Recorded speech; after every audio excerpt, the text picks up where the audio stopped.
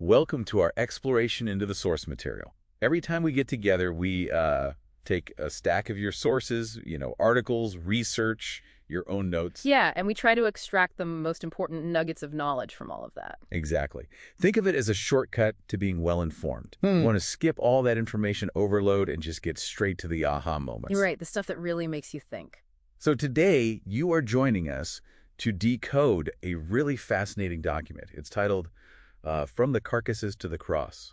Quite the title. It really is.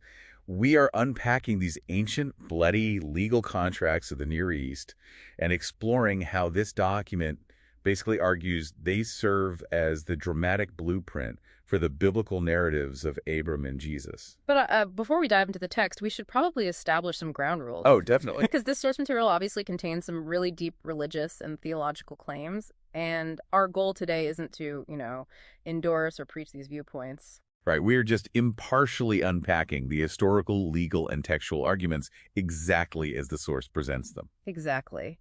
We're treating this as a fascinating piece of literature and ancient history for you to analyze. So to understand the cosmic promises in this text, we actually have to start with earthly politics, right? We do. We need to look at the main character, Abram. Right. And the text opens by showing us that Abram isn't just like some peaceful patriarch wandering around. He is an isolated warrior. Yeah, he takes 318 trained men from his own household, defeats an entire Eastern coalition, and rescues his nephew Lot. Which is a massive military victory. Huge. And following that victory, the local ruler, King Bera of Sodom, offers Abram a really huge cut of the war plunder. But Abram flatly refuses. Right. He tells the king he won't take so much as a thread or a sandal strap. Yeah, which is a big deal because in the ancient world, accepting spoils meant forming a formal political alliance. I see. Abram refused to let a wicked pagan king claim he made him rich, choosing total political and economic isolation instead of,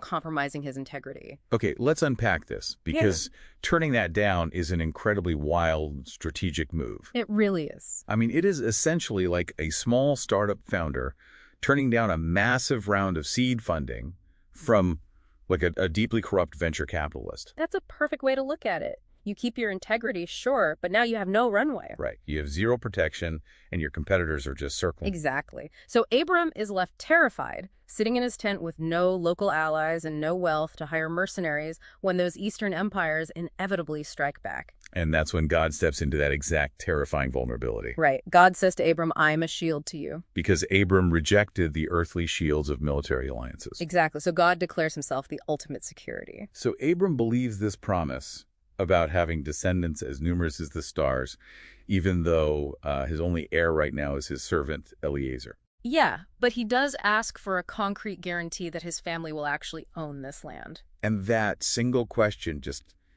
completely pivots the whole story from a spiritual promise to a brutal, ancient legal contract. It really does.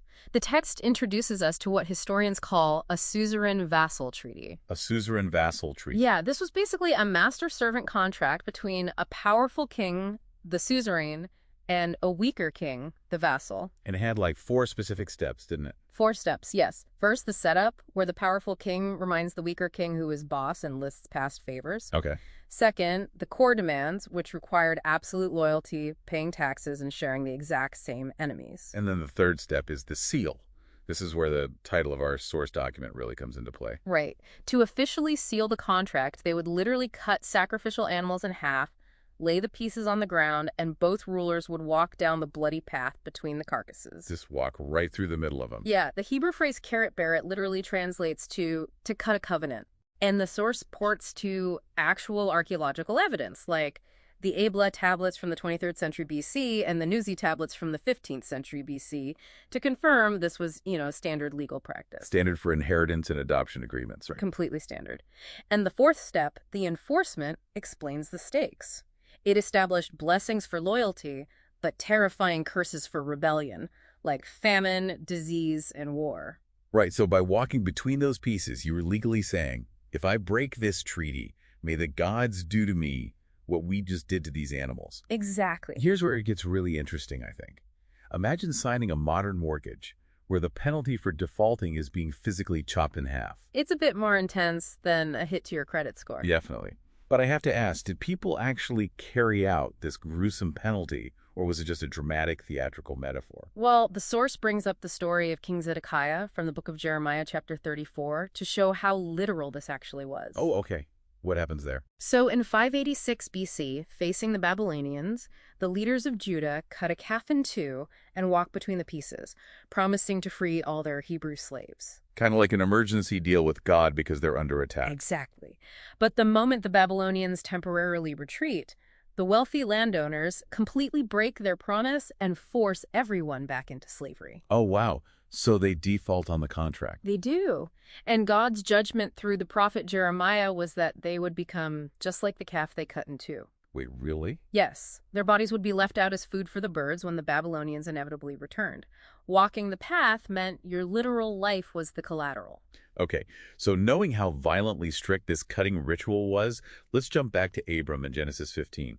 He prepares a 3-year-old heifer, a female goat, a ram, and some birds that he leaves uncut. Right, he is totally ready to walk this bloody path. But instead, a supernatural deep sleep and terrifying darkness fall over him. Yeah. Which, honestly, falling into a paralyzing coma is the ultimate way to get out of doing a terrifying chore. I mean, you're not wrong. It mirrors the deep sleep of Adam in the Garden of Eden, actually. Oh, interesting. And while Abram is entirely incapacitated, God walks through the animal pieces alone. Alone? Alone.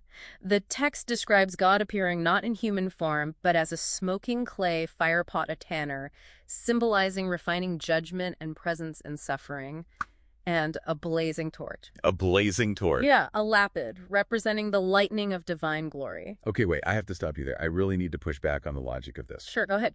Why would an all-powerful suzerain ever agree to that? Yeah. What is in it for him? By walking through alone, the creator of the universe basically signs a contract saying, if you break this agreement, I will pay the penalty. That is precisely what is happening. But that makes absolutely no strategic sense for the party with all the power. It completely inverts the standard power dynamic of every ancient treaty we just discussed. What's fascinating here is that it intentionally defies all ancient legal logic to make a point about divine grace. Okay, how so? By making a one-sided promise, God legally assumes the entire risk of the covenant. The text suggests God knows humanity will fail, so he preemptively takes the punishment of being torn apart upon himself. Leaving Abram as just a passive receiver? Exactly. But if Abram is asleep and can't physically walk the path or, sign the contract, how does he agree to this? Yeah. How is this intense legal warning carried forward to his descendants? Well, Genesis 17 introduces physical marks to solve that, specifically circumcision. Right. The source argues this wasn't just a symbol of a clean heart, it was a literal bodily self-curse warning. Self-curse. Yeah, it basically meant, may I be cut off from my people if I break this covenant. Oh, wow. And think about the mechanics of why that specific mark was used. God's promise was entirely about future descendants, so the permanent mark of the contract is placed on the very biological source of those descendants. Plus, because Abram was an old man, the text says his body was as good as dead, this physical cut was a daily reminder that his future child, and ultimately a future savior, would have to come from God's strength. Exactly, not his own strength. So how does the document wrap this all up? The theological climax of the document builds directly on this. The text argues that humanity inevitably broke the covenant. So the curse was triggered. The curse was triggered, and the penalty of Genesis 15 had to be paid. And according to the source, Jesus Christ pays that exact legal penalty. Right, because Jesus is physically pierced, broken, and, using the language of the treaty, cut off. Yes. And it happens in total darkness, which perfectly mirrors that terrifying darkness that fell over Abram while he was asleep. It really does. The source actually quotes the Apostle Paul in Galatians 3:13, saying, Christ redeemed us from the curse of the law by becoming a curse for us. Becoming a curse. If we connect this to the bigger picture, the author is arguing that the crucifixion wasn't just a tragic execution by the Roman Empire. Right. It was the precise legal execution of a 2,000-year-old suzerain vassal treaty. God remained entirely just, because the strict penalty was paid, and the justifier freely giving the blessings to humanity. So what does this all mean? The ancient bloody path of Genesis 15 is presented by this source as the direct, inescapable blueprint for the cross. Precisely. And the resurrection, which is mentioned in Romans 8, Colossians 2, and Revelation 22, that represents the final cancellation of this ancient legal debt and the ultimate victory over the curse. It is a stunning legal loophole, really, where the creator takes the penalty meant for the creation. Yeah. It also highlights a profound difference between their world and ours. Consider how modern legal systems have completely separated our moral character from our legal obligations. That's a good point. Today, a contract is just a piece of paper, detached from who we are. But in the ancient world, your legal word, your physical body, and your spiritual standing were entirely inseparable. And we're all one and the same. Exactly. It makes you wonder what we lost when our promises stopped costing us anything personal. Think about the weight of our modern promises. Yeah. If every contract you sign today carried the weight of an ancient Near Eastern treaty, where your very life was the literal collateral, how would that change the promises you make?